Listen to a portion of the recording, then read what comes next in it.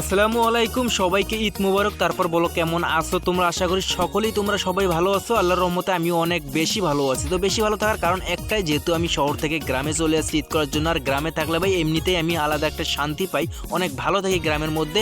গ্রামের মধ্যে যে একটা শান্তি পাই, শান্তিটা কিন্তু আমি শহরে কোথাও পাই না। এর মানে এই না যে আমি শহরের মানুষকে ঘৃণা করি অথবা শহরটাকে ঘৃণা করি। আসলে ভাই আমার গ্রাম অনেক ভালো লাগে, তাই আমি বললাম। অনেকের কাছে কিন্তু শহর অনেক ভালো লাগে। যাই হোক, যার যেটা পছন্দ তার কাছে তো সেটা পছন্দ হবে, তার কাছে সেই জিনিসটা ভালো লাগবে। আমি এই মাত্র কিন্তু ফজরের নামাজ পড়লাম। ফজরের নামাজ পড়ে কিন্তু বের হলাম মসজিদ থেকে, এবং মসজিদ থেকে বের হওয়ার সময় কিন্তু কিছু বিস্কুট অথবা মুড়ি আমাদের মসজিদে কিন্তু আজকের, বিশেষ করে আজকে ফজরের নামাজের পরে হচ্ছে প্রত্যেকটা মসজিদে কিছু না কিছু অবশ্যই দেবে। তো যাই হোক, ভাগে আমি পাইছি দুইটা বিস্কুটটা খেতে খেতে আমি বাসা চলে এসেছিলাম। বাসায় এসে কিছুক্ষণ রেস্ট নেওয়ার পরে কিন্তু আমি আবার চলে আসছি মসজিদে। তার কারণ একটা, যেহেতু আমাদের বাসায় নেট ছিল, আর এই জায়গায় নেট দেওয়ার কথা ছিল। আমি বলছিলাম যে আমাদের বাসায় নেট আছে, নেট দেবো। এই জায়গায় কিন্তু নেট বিছাইতে হইব খালি মাটির মধ্যে। কিন্তু এই জায়গায় যে মসজিদ থেকে যে নামাজ পড়ার জন্য যে জিনিসটা দিবে, ওই জিনিসটা এই জায়গায় বিছাইলে কিন্তু মাটি ভরে যাবে। যে কারণে আমরা নেট বিছাই দেবো নিচে। শুধু আমরা নেট দেবো তা না, আরও 2-3 জন নেট দেবে, এবং কারো কাছে যদি পলিথিন থাকে তারা পলিথিন দেবে।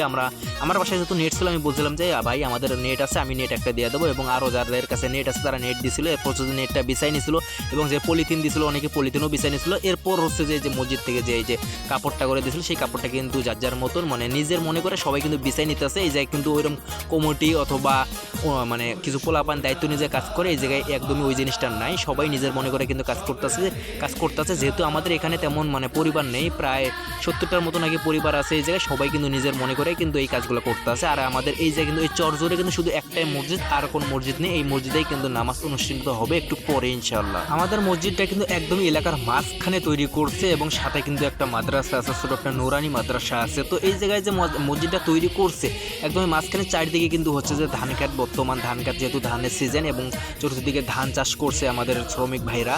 এবং অন্য সময় অন্য কিছু চাষ করে, যখন যেটা চাষ হয় তখন কিন্তু এই জিনিসগুলো চাষ করে এই জায়গায়। কিন্তু জিনিসটা ভাই অনেক সুন্দর লাগে, যে মাঝখানে যেহেতু মসজিদ এবং চারদিকে চতুর্দিকে হচ্ছে যে ধান খেত, এবং দেখতে পুরো অস্থির লেভেল ভাই, অনেক সুন্দর লাগতেছে। ডাইরেক্ট খোলা আকাশের নিচে হচ্ছে আমরা নামাজগুলো আদায় করতেছি, নামাজ পড়তেছি ভাই, অনেক ভালো লাগতেছে এই জিনিসগুলো। যেহেতু একদম খোলা আকাশের নিচে হচ্ছে যে আমরা নামাজ পড়ি, তো অনেক ভালো লাগে নামাজ পড়তে। তো আমরা নামাজ পড়ার জন্য কিন্তু রেডি হয়ে গেছি। এখন ভালো করে কিন্তু কাতারটা সোজা করবো। এরপর হচ্ছে যে ইমাম সাহেব কিন্তু নামাজ পড়া শুরু করবে খুব শীঘ্রই, অল্প কিছুক্ষণের মধ্যে কিন্তু নামাজ পড়া শুরু করবে। তো আগে কাতারটা ঠিক করে এরপর হচ্ছে যে আমরা নামাজ পড়া শুরু করি। তো অল্প কিছুক্ষণের মধ্যে কিন্তু নামাজ পড়া কমপ্লিট করে ফেলছে। যেহেতু 2 রাকাত নামাজ পড়তে হয়, নামাজ পড়াইতে কিন্তু তেমন একটা সময় নেয়নি আমাদের হুজুর। নামাজ কমপ্লিট হয়ে গেছে। এরপর হচ্ছে যে কিছু কালেকশন করতেছে, মসজিদের কালেকশন করতেছে, প্লাস মাঠের কালেকশন করতেছে, এবং আমাদের যে নুরানি মাদ্রাসা আছে তো সেগুলোর কিন্তু কালেকশন করাইতেছে। তো এইসব কালেকশন তোমরা বলতে পারো যে কালেকশন করে কী করে। আসলে ভাই মাঠের কালেকশন করা হচ্ছে মাঠের যে উন্নত করা লাগবে, কমিটির যে লোকগুলো আছে তারা মানে যে কাজটা করলে হচ্ছে যে এলাকার উন্নয়ন হবে এবং মাঠের যে উন্নয়ন হবে সেই কাজগুলো করে। তারা নিজের পকেট থেকে টাকা ভরায় কিছু যদি শর্ট পড়ে, এবং মসজিদে যারা দান করে মসজিদের হচ্ছে যে কী জিনিসটা আনলে ভালো হবে, এলাকার ভালো হবে এবং মসজিদে নামাজ পড়তে সুবিধা হবে, সেই জিনিসগুলো কিন্তু আনে। এই জন্য এই জায়গায় হচ্ছে যে কালেকশন করাইলো, এবং কালেকশনে মোটামুটি ভালোই কিন্তু টাকা উঠছে এই জায়গায়, এবং আমিও কিন্তু আমার সাধ্য অনুযায়ী দান করছি। যেহেতু নামাজ শেষ হয়ে গেছে প্লাস মিনাজাতও হয়ে গেছে, তো এখন সবাই যাচ্ছে সবার বাসা। তো এগুলো ভালো করে কিন্তু গুছিয়ে নিচ্ছে, এবং লাস্টে হচ্ছে যে আমাদের নেটটা বিছিয়ে দিচ্ছে। এই নেটটা হচ্ছে যে আমি এবং আমার ছোটো ভাই আছে, তো আমরা 2 ভাই মিলে গুছিয়ে নেবো। গুছিয়ে হচ্ছে একটা বস্তার মধ্যে আনছিলাম, এবং বস্তার মধ্যে গুছিয়ে কিন্তু আমার ছোটো ভাইরে দিয়েছিলাম। ছোটো ভাই নিয়ে কিন্তু অলরেডি বাসা চলেই গেছে। তো এখন আমিও যাচ্ছি বাসা দিয়ে হচ্ছে যে একটু রেস্ট নেবো।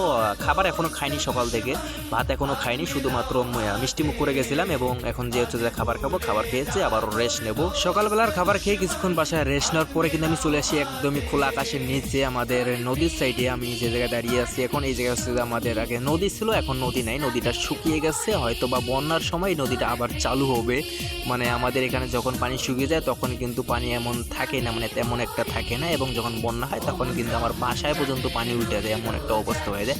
আমার বাসায় এখন পর্যন্ত পানি ওঠেনি, যেহেতু অনেক উঁচা জায়গায় বাড়ি করছি, এবং আমাদের যে আশেপাশে যে লোকগুলো থাকে যাদের বাসা আছে, তো তাদের বাসায় মোটামুটি অনেক পানি ওঠে, অনেক জায়গায় দেখছি। তো তাদের জন্য অনেক মায়া লাগে ভাই। আমি এখন যে জায়গায় দাঁড়িয়ে আছি এই জায়গায় পর্যন্ত বন্যার পানি হয়, তাহলে বুঝতে পারছেন আমাদের এলাকায় কি পরিমাণে বন্যা হয়। যাই হোক ভাই, আজকের মতো ভিডিও এতটুকুই। দেখা হচ্ছে তোমাদের সাথে পরবর্তী কোনো একটা ভিডিওতে। ততক্ষণে সবাই ভালো থাকবেন, সুস্থ থাকবেন। আল্লাহ হাফেজ।